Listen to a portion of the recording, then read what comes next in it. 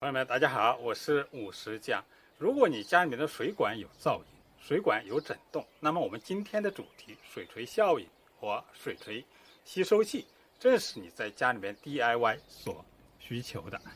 水锤效应是哪里来的呢？或者说水锤效应是如何产生的呢？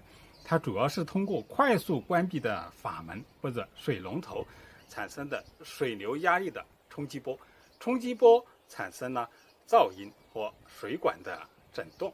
水锤效应的危害呢是非常明显的，轻则呢影响我们家人的生活，重则呢是水管松动、水管破裂，甚至造成非常严重的漏水。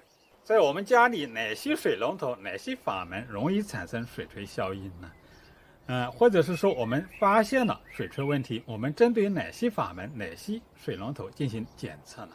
主要呢分为两类。第一类就是电磁阀，通常呢安装在我们的洗衣机、洗碗机以及热水器上面。像这个呢，就是通常安装在我们的洗衣机背面的，这呢是洗衣机的入水口，这样连接上去。这呢是进入洗衣机的这个出水口，上面呢有一个动作非常快的这样一个线圈，一个马达，上下动作呢实现这个水的开和关，这呢是一个接线端，这样呢动作非常快，一般呢是小于1秒的，所以呢非常容易造成水管的噪音和水管的震动。第二类呢就是我们通常手动的阀门和手动的水龙头，通常呢用在厨房、浴室以及厕所里面呢都有。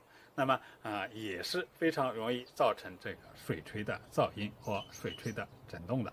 下面一个问题呢是，像这样的水锤吸收器是否可以解决我们家里面水管噪音、水管震动的所有问题呢？不，其实是不能的。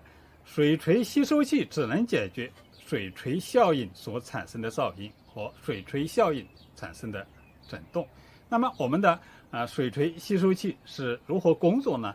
它主要是利用这个空气的可压缩性。那么像这个吸收器呢，上端呢是空气，下面呢是这个水，中间呢是一个可上下移动的活塞，把水和空气隔开的。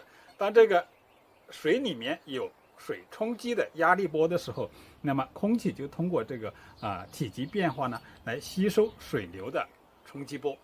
还有一类水锤吸收器呢，是通过这个空气的气包或者气球来进行收缩的，它的原理呢实际上呢是一样的。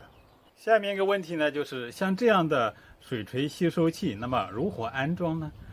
也很简单，哪个阀门出了问题，那么就是安装在哪个阀门的旁边，并且呢离阀门越近呢越好。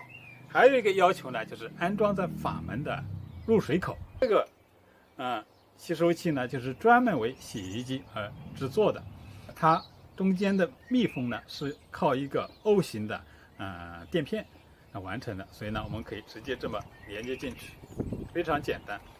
我们不借助任何的工具，用徒手呢实际上也是可以拧紧的。如果你觉得有必要呢，通过这样一个小的管子钳这个帮助呢就更加的方便。朋友们，现在我们来回忆一个很重要的问题。刚才我们讲水锤效应产生呢是在我们这个阀门关闭的时候产生的。如果这个管道的噪音和管道的震动是在阀门开启的时候，就表明不是水锤效应。所以这两者呢要区分开的，否则的话，我们安装一个水锤吸收器，结果呢噪音和震动呢解决不了问题，也有可能是其他原因，比如说是阀门坏了。朋友们，这就是我们今天视频的主要内容，请你继续关注我们下期视频有关水管的杂音和水管的震动的问题。谢谢你的收看，我们下次见。